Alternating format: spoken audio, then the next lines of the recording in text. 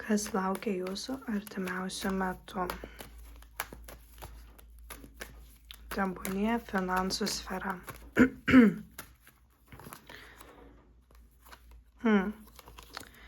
Finansuose nurodo, taip gali būti augimas, laimė, džiaugsmas, verslo plėtojimas, gali būti netgi nėštumas. Tai galite iš nėštumo gauti pinigų arba iš kažkokio verslo, ne?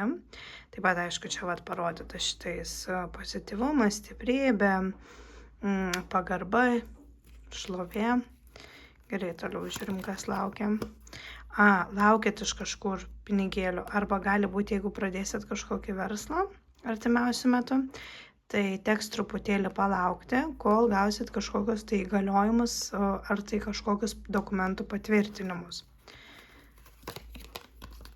Toliau žiūrim. Šiaip dar finansuose nusimato, kad teks kažką pabaigti, kad gautumėt finansus, bet šiaip kortos nurodo, kad kaip ir artimiausiu metu turėtumėt gauti kažkokią tai pasiūlymą kažką pabaigti arba kažką daryti, kad gautumėt kažką.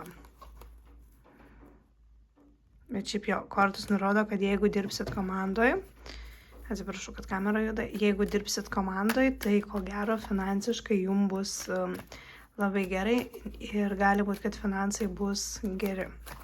Ta prasme, dideli finansai.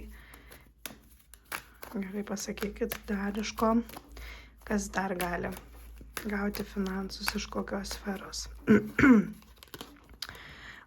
Iš kasybos, iš statybų. Taip pat gali gauti iš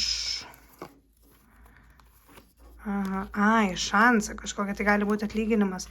Gali būti žmogus dirba užsienį, čia jau kitas. Kitam jau žmogui žiūrim.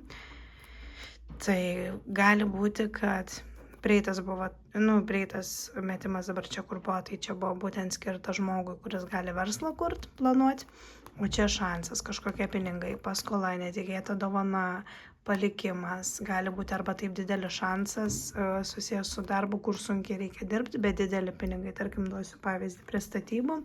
Tarkim, sunkiai reikia dirbti, bet atlyginimas, tarkim, kokia 2500, ne? Čia kaip pavyzdys.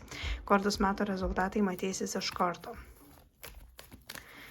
Gerai, kortos pasakykit, kam dar tai aktualu ir kas laukia finansų sferoje. Tai aktualu kažkokiam vyrui.